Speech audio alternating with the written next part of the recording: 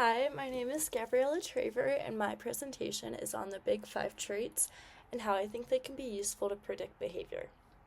The Big Five is a widely accepted model used for measuring personality on the basis of five traits, including extroversion, agreeableness, conscientiousness, openness, and neuroticism. Researchers believe that everyone possesses these five traits, and the degree to which they possess that trait can be useful to predict their behavior. According to the Personality Puzzle textbook, the Big Five views of extroversion include traits such as active, outspoken, dominant, forceful, and adventurous. People who are highly extroverted typically are very outgoing and can have a large influence on behavior.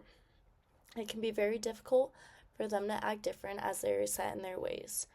They are sensitive to rewards and have a higher connection to positive emotions.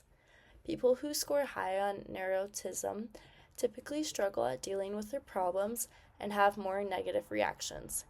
They usually have a lot of anxiety, are unhappy, and complain a lot. Traits of conscientiousness include being dutiful, careful, rule-abiding, and ambitious. They are typically valued employees, careful drivers, and avoid risk in general. Some aspects of agreeableness are conformity, likability, warmth, compassion, trust, and morality. People who score high on agreeableness describe other people in a positive way, say more nice things, smoke less, and are typically women. People who score high on openness to experience are often creative, imaginative, open-minded, and clever. They appreciate nature, music, and are often more likely to do drugs. Okay, I don't know how to say this guy's name, but a study done by Najim Abood acknowledges that the Big Five traits model is the most widely accepted measure of personality traits.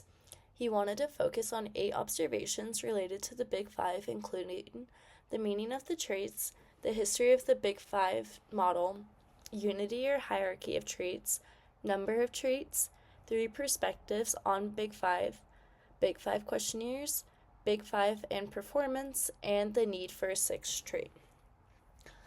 Abood concluded that there are many strengths to the Big Five model, including that it allowed personality to be measured in a simple, uniform way. He also concluded that the traits can be very useful in predicting people's general behavior. Although there are strengths with the model, there are also many limitations. He found that the Big Five model is not valid in many other languages and cultures, including Turkey, Czech Republic, and the Netherlands. He also noticed that different questionnaires and measuring tools could lead to different outcomes in this model. Finally, he believed that the Big Five model is very broad and does not include other valuable traits that can be used to measure personality.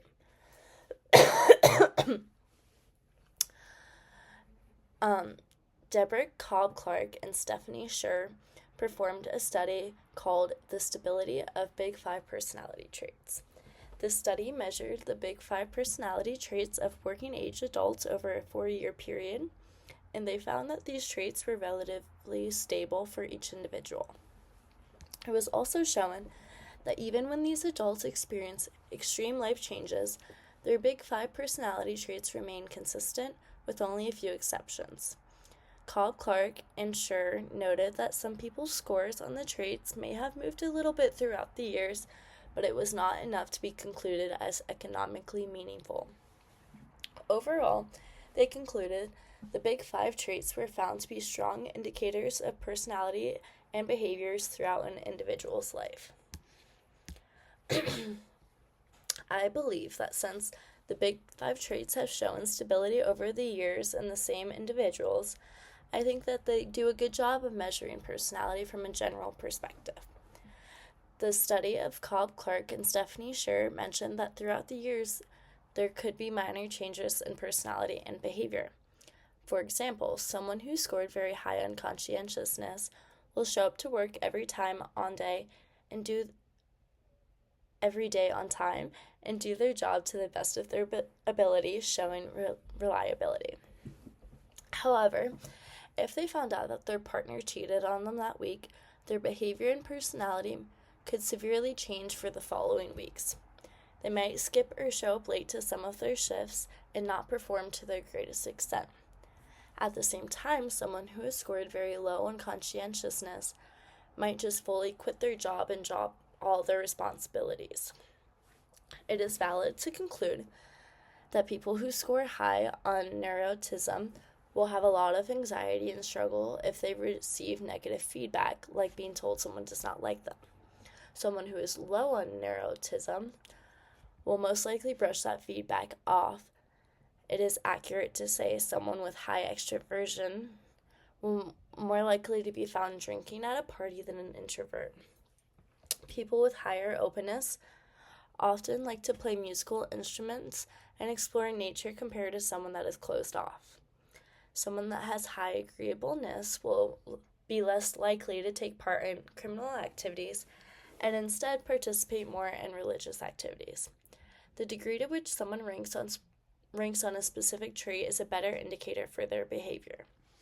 I also believe that the predictability of the Big Five depends on the culture someone is a part of.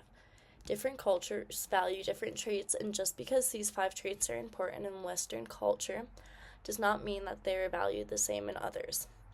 Since the Big Five is mostly measured on self-report questionnaires, it is difficult to make sure that they are completely accurate. Most people want to rank themselves higher on conscientiousness and agreeableness because they want to see themselves in that way.